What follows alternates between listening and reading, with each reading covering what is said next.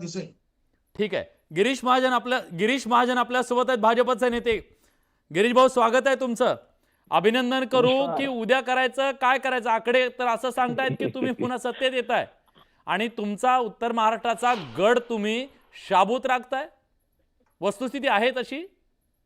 नक्की. मी आधीच सांगितलं होतं की महाराष्ट्रामध्ये सर्वाधिक जागा महायुतीला या ठिकाणी उत्तर महाराष्ट्रातूनच मिळतील.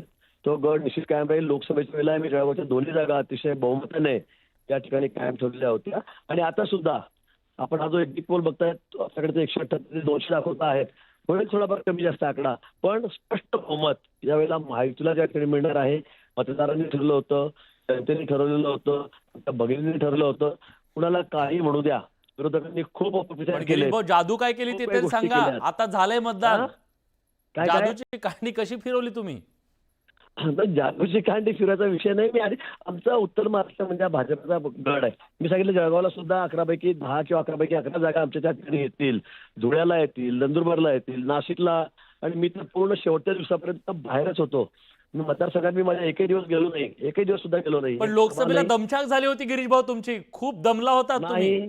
नाही, दमछाक झाली नाही. मी नाशिकला होतो, मी जळगावला गेलोय नाही. पण तरी सुद्धा आम्ही सांगितलं होतं की आम्ही सर्वाधिक मतांनी जागा जळगाव जिल्ह्यातूनच निवडून देऊ. आमच्या दोन्ही जागा या सर्वाधिक मतं निवडून आल्या. नाशिकला निश्चित आम्ही कमी पडलो, थोडं धुळ्याला सुद्धा पोलरायझेशन झाल्यामुळे मतांचं आम्ही कमी पडलो. ही वस्तुस्थिती आहे.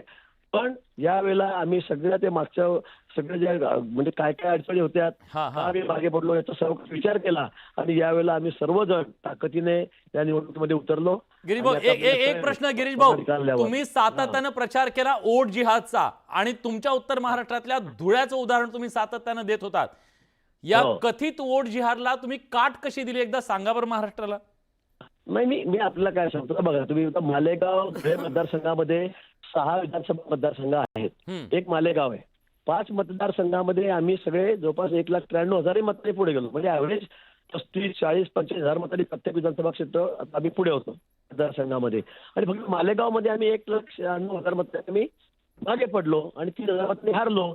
मग आता हे 5 मतदारसंघ आमचे आहेत ना. आम्ही मालेगावचा दर्जाच नाही, आम्ही जर पकडतच नाही. पण हा मालेगाव मतदारसंघ जर एक सोडला तर 5ही मतदारसंघामध्ये आमचेच उमेदवार त्या ठिकाणी होतील, महायुतीचेच त्या ठिकाणी आमदार त्या ठिकाणी होतील. साधा विषय हा. आणि म्हणून मला असं वाटतं की यावेळेला मुंबई असेल, उज्ज्वल निकम साहेबांच्या बाबतीवर तेच झालं, अनेक ठिकाणी असं झालं पोलिसांमुळे. पण आता ते होणार नाही. एक मतदारसंघ तेवढं त्यांचा येईल, पण राहिले उर्वरित 5-4 मतदारसंघ त्या विधानसभेचे गिरीश भाऊ, एक वैयक्तिक प्रश्न विचारतो. आकडे बघितल्यावर कोट शिवायला घेतलाय की आधीच घेतलाय काय? नाही, मला कोट शिवायची गरज नाही. माझ्याकडे ऑलरेडी खूप कोट आहेत. ब्लेझर नेहमी वापरतो, मला त्याची गरज नाही. पण निश्चित यावेळेला खूप आनंदही होतो की पुन्हा महायुती सरकार येईल. अनेक गरीब कल्याणाच्या योजना आम्ही सुरू केल्यात. गरीब लोकांच्या जनतेच्या कल्याणासाठी अनेक गोष्टी सरकारने केल्यात, राज्य सरकारने केल्यात. या योजना परत त्याकडे चालू होतील. अधिक याच्यामध्ये भर पडेल आणि गरीब माणसाचं भलं होईल. इन्फ्रास्ट्रक्चर वाढेल. अनेक गोष्टी महाराष्ट्रात सांगण्यासारख्या. इरिगेशनची कामं आहेत, रोड इन्फ्रास्ट्रक्चर आहेत, अनेक गोष्टी आहेत. गिरीश भाऊ, तुम्हाला आतल्या बातम्या सगळ्या असतात म्हणून विचारतो. तुम्ही खूप वरच्या गोठ्यातले आहात. मुख्यमंत्री कोण होणार हे कदाचित तुम्हाला माहिती असणारच 100%. नाही, इतक्या वरच्या गोटात मी नाहीये सध्या. इतक्या वरच्या गोटामध्ये मी नाहीये. पण निश्चित आम्ही एक मताने आमच्यामध्ये आता जसं महाविकास आघाडीमध्ये सुरू झालं ना पटलं काय म्हणतात संजय बाबा तुमचे येऊ तर द्या, ठीक आहे 100 लोक. पण यांच्यातच भांडणं चाललेले आहेत. आमच्यामध्ये अशी भांडणं अजिबात नाही. एक मताने आमचा निर्णय होईल. पक्षश्रेष्ठी दिल्लीला आमचा हा निर्णय करतील. खूप शुभेच्छा तुम्हाला आणि आशा करूया तुमच्यासाठी की हे सगळे आकडे जे आहेत ते तुमच्या बाजूनं जातात का बघावं लागेल. आणि 23 तारखेला ते आपल्याला कळणार आहे. पण मुद्दा जो आहे ना या सगळ्या निवडणुकीमधला, लोकसभा निवडणुकीत विशेषतः मुस्लिम समाजाच्या मतदानावरून भाजपनं एक सातत्यानं नेरेटिव्ह सेट करण्याचा प्रयत्न केला. तो काय होता? वोट जिहादचा. त्यावरून बरंच राजकारण महाराष्ट्रात रंगलं. मुस्लिम समाजानं महाविकास आघाडीला मतदान, एक गठ्ठा मतदान भाजपच्या विरोधात केल्याचा दावा करण्यात आला. आता विधानसभा निवडणुकीत सुद्धा मतांची टक्केवारी वाढली. मुस्लिम मतदारांनी पुन्हा मोठ्या प्रमाणात मतदान केलं का? मुस्लिम समाजाचा कौल नेमका कुणाला मिळणार आहे? लाडकी बहीण योजनेचा फायदा सत्ताधाऱ्यांना होणार आहे का? असे कितीतरी तर्कवितर्क लावले जात आहेत. रिपोर्ट बघूया.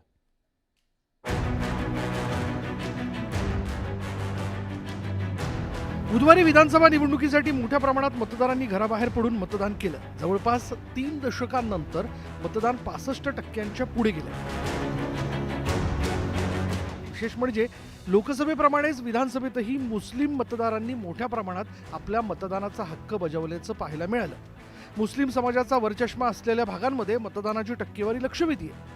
मुंबईसह राज्याच्या विविध भागात मुस्लिम समाजानं भरभरून मतदान केलं.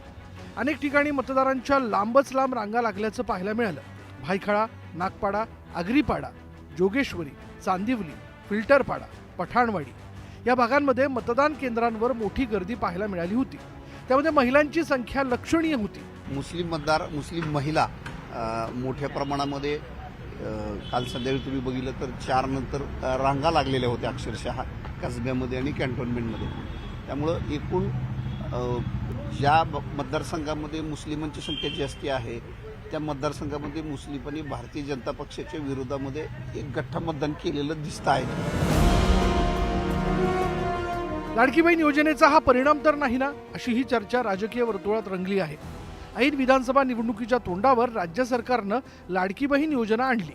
महिला वर्गाच्या मतांचं गणित लक्षात घेऊन सत्ताधाऱ्यांनी ही खेळी केली आणि त्यामुळेच महिला वर्ग मतदानाला बाहेर तर पडला नाही ना, असाही एक तर्क दिला जातोय.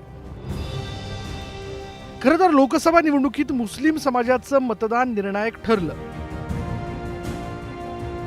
अनेक मतदारसंघात मुस्लिम मतांमुळे महाविकास आघाडीच्या उमेदवारांच्या विजयाचा मार्ग सुकर झाला होता. लोकसभा निकालानंतर सत्ताधारी महायुतीनं मुस्लिम समाजावर वोट जिहादचा आरोप केला होता आणि त्यावरून बरंच राजकारणही रंगलं होतं. विधानसभेतही मुस्लिम समाजाचं मतदान निर्णायक ठरणार का, हाच खरा प्रश्न आहे. Bureau report, news 18 Lokmat. आणि हे सगळे मुद्दे आपल्याला चर्चेत आणायचे आहेत. किशोर तिवारी आपल्यासोबत जोडले गेलेले आहेत. किशोर भाऊ, आवाज येतोय का? हा, मी सगळ्यांचं ऐकलं. तुम्ही सगळ्यांचं ऐकलं, पण हे आकडे ऐकल्यावरही तुमच्या चेहऱ्यावर हास्य आहे. या हास्याचा अर्थ काय, म्हणजे तुम्ही कसं घेता याच्याकडे? कारण आपले रोज बोलणं होत आहे. विदर्भात तर तुम्ही सांगताय की आता यांचा सुपडा साफ आहे, आकडे वेगळं सांगतायत. काय भानगड काय? मंदार जसा बोलला किंवा मी तुम्हाला सांगू काय, प्रदीप गुप्ता एका चॅनलवर मला भेटले. प्रदीप गुप्तांचं काय लॉजिक आहे की मध्य प्रदेशमध्ये ज्या लाडकी बहीण योजना जी आहे त्याच्यामुळे जे मतदान झालं तर तोच ट्रेंड इथे कायम राहील. परंतु विदर्भ मराठवाड्यामध्ये किंवा आणि उत्तर महाराष्ट्राच्या याच्यामध्ये शेतकरी वर्ग खूप नाराज होता. अनेक ठिकाणी बंडाळ्या खूप झाल्या. भाजपच्या स्पॉन्सर्ड बंडाळ्या होत्या, काँग्रेसच्या स्पॉन्सर्ड बंडाळ्या होत्या, त्यात काही प्रॉब्लेम नाही. मात्र लोकांनी महाविकास आघाडी किंवा महायुती निवडलं. एक चूक झाली महायुतीकडून. एकनाथ शिंदे यांना प्रोजेक्ट केलं असतं आणि त्यांना 140-50 जागा दिल्या असत्या तर इक्वेशन बदललं असतं. पण विदर्भात तर एकनाथ शिंदे जिथे आले तिथं भाजपनं आपले तगडे उमेदवार उभे केले. जिथं जागा